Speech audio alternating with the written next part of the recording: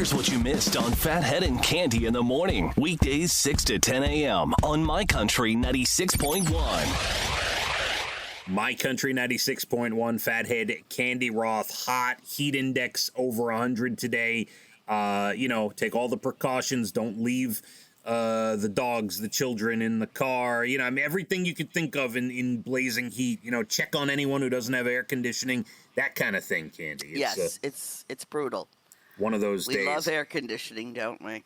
Yes, as a matter of fact, I sat inside air conditioning on Saturday while my tree removal guys did their job. You watched from the window? You didn't even go outside?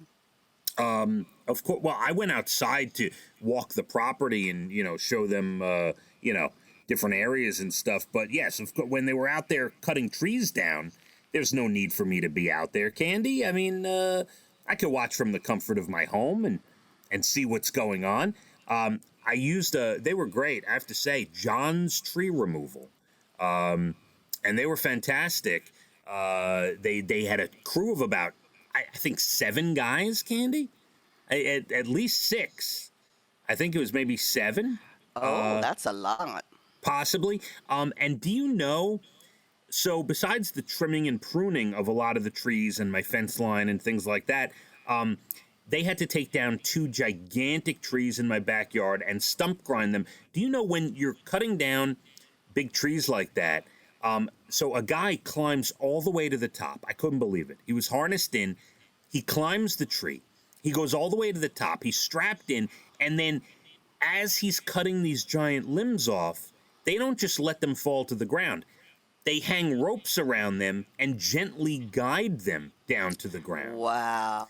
Yeah, so they don't hit anybody, and they don't, it was right above our playground as well, so they didn't want it to come crashing down on the playground. It was very well done. They had quite the system, I have to say, and they did a really good job on the tree removal. I have a couple. Did you run out and say, "Would you like water, boys?" Well, I did mention it to the guy, and he said, "No, we come prepared. We have a cooler with drinks and food." And they took their breaks. They sat under the trees out on the lawn. They ate. They drank. They took How many hours did it take? So they were here for 5.5 hours. Whoa, they must have been so hot. They were sitting and relaxing and eating and drinking probably for about an hour to an hour and a half of that, and they were cutting for about 4 to 4.5 hours, Cande. Yeah, they worked their butts off, for sure, and wow. They did a great job. Now, let me tell you about the most interesting story of the day with the tree removal. Oh, all right. So at one point, they're taking a break, sitting out underneath my trees on the front lawn, and Toni, my 16-year-old Yorkie, is barking, okay? So she's got to go to the bathroom.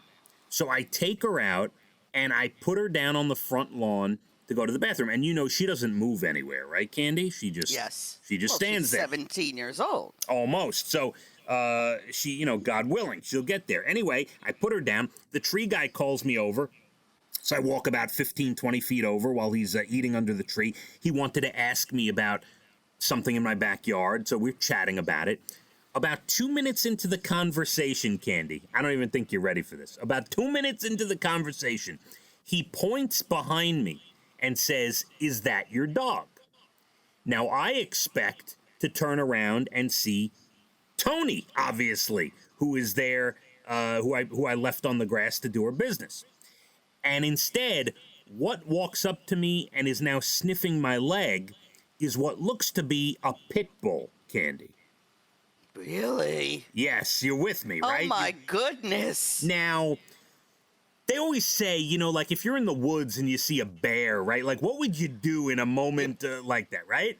What would you do? I'd start screaming is what I would do. Okay.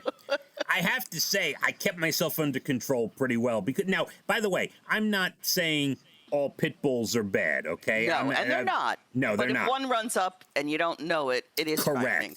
Absolutely. And when you see that face, and again, I wasn't even sure, was it a pit bull, a Rottweiler? I could, it had that certain face, and I'm like, oh, that looks like a pit bull in that split second. So anyway, the first thing I do as it's sniffing my leg is I completely turn my head to make sure it didn't eat Toni. okay? So now I look back, I see my 4-pound, 16-and-a-half-year-old Yorkie sniffing and walking around like la-di-da, like nothing's going on. La-di-da. Okay? So I take my first sigh of relief. Then the pit bull walks over to the workers. And he's licking them. And so obviously now we see a collar. So I notice the collar. So I'm like, okay, this is someone's dog, probably from nearby. So I go like this, like as if it's a bear in the woods. I don't move, Cande. I said, could you do me a favor? Just like this. Could you hold the collar of that dog while I grab my dog off the front lawn, please? So he holds the collar of the dog. I grab my little Toni. I bring her inside. I come back out. We find the phone number on the tag. I call. It's actually someone from my block down the road. I go down there. Me and Leah go down there. We knock on the door. We said, yeah, do you have like a pit bull looking dog, And she goes, oh, did he get out again? What, did he lick you to death? He's a softie, right? So... Did he lick you to death? So she came down and she got the dog, and thank God that was it. That was the end of the story. Oh, that's a good story. Wow, I was thinking it could take a turn for the worse. Oh, if Toni had got eaten by a pit bull, you would have known about it before today. Yeah, my little angel. About it, please. Anyway, my trees are pruned and trimmed, and I feel like they just got a haircut, and I feel wonderful. So I'm so happy for you. Life is so good in your world. Yes, my country 96.1. Phathead and Cande in the morning, weekdays 6 to 10 a.m. on My Country 96.1.